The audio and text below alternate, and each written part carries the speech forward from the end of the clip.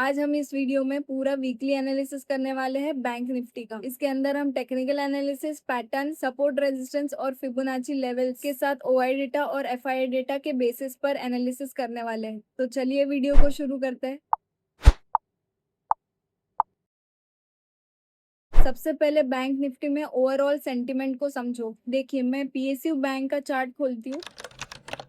Chart में देखिए, PSU bank recent pressure में है। अभी इसने प्रीवियस लो को भी ब्रेक कर दिया है, बट लोअर लो अभी तक बना नहीं है। लोअर लो का मतलब यहाँ क्या हुआ, देखो प्राइस एक्शन क्या कहता है। यहाँ पर प्रीवियस हाई के ऊपर हाई बन गया, मतलब हायर हाई बन गया।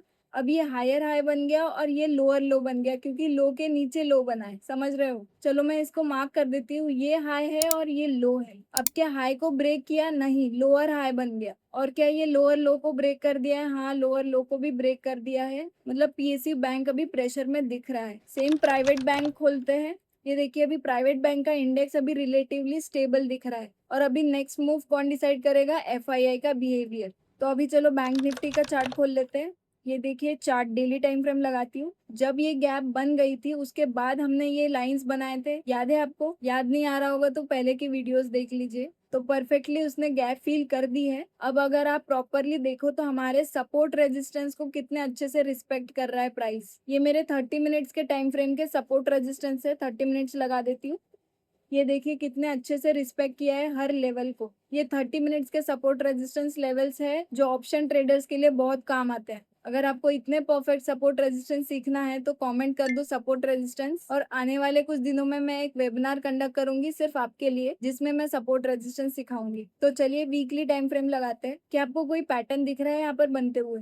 मैं सारी ड्रॉइंग्स हटा देती हूँ। अब आपको क्लियरली दिख रहा होगा कि डबल बॉटम पैटर्न बन रहा है। अब अगर वीकली के हिसाब से अगर मार्केट ये लेवल के ऊपर चला गया, पहले तो मैं ये दोनों लाइंस हटा देती हूँ, इसका काम हो गया है। अब अगर बैंक निफ्टी ने ये लेवल को ब्रेक करके स्ट्रॉन्ग कैंडल बना दी है तो अब इसका हम टारगेट भी निकाल लेते हैं। डेप्थ को मेजर किया, नेक लाइन पे रख दिया, तो इसका टारगेट होगा ये 64,800। अब एक बार फिब लगा के देखते हैं। फिब के हिसाब से इसका सेकंड टारगेट होगा 66,300। मैं डेली टाइम फ्रेम लगाती हूँ। यहाँ पर देखिए बायर्स और सेलर्स की कितनी फाइट हो रही है। मतलब यहाँ सपोर्ट और रेजिस्टेंस दोनों ही स्ट्रांग है। अगर ये रेजिस्टेंस ब्रेक होता है तो एक बुलिश मोमेंटम देखने को मिल सकता है। मतलब डेली टाइम फ्रेम के हिसाब से सबसे पहले ये रेजिस्टेंस को ब्रेक करना चाहिए, फिर उसके बाद ये रेजिस्टेंस को ब्रेक करना चाहिए। और अगर ये रेजिस्टेंस ब्रेक हो गया तो कोई चिंता की बात ही नहीं है। बस ट्रम्प भाई साहब कुछ गड़बड़ ना कर दे तो। बैंक निफ्टी में आरएसआई भी न्यूट्रल ही दिखा रहा है। और अगर वॉल्यूम देखे तो इस जोन में वॉल्यूम उतना खास दिख नहीं रहा है।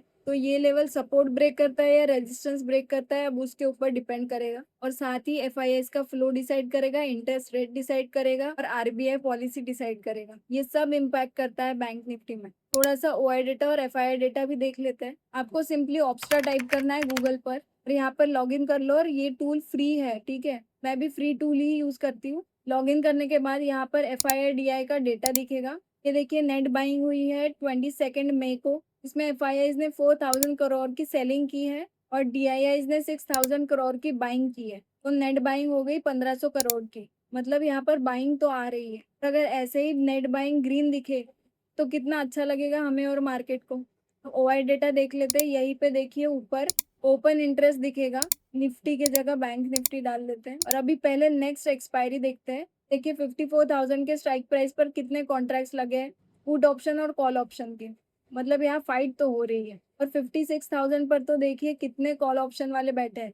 तो ये एक रेजिस्टेंस की तरह काम करता है और ये एक सपोर्ट की तरह काम करता है। तो अब इस पूरे एनालिसिस के बेसिस पे हमें क्या पता चलता है कि अभी मार्केट डिसीजन जोन में है। तो नेक्स्ट वीक वॉलेटिलिटी थोड़ी हाई हो सकती है, तो संभल के रहना। तो अब आप मुझे कमेंट में बताइए कि आपको नेक्स्ट वीक बुलिश लग रहा है या बेरिश। और अगर आपको ये वीकली एनालिसिस पसंद आया होगा तो लाइक, शेयर, फॉलो और सब्सक्राइब कर लेना।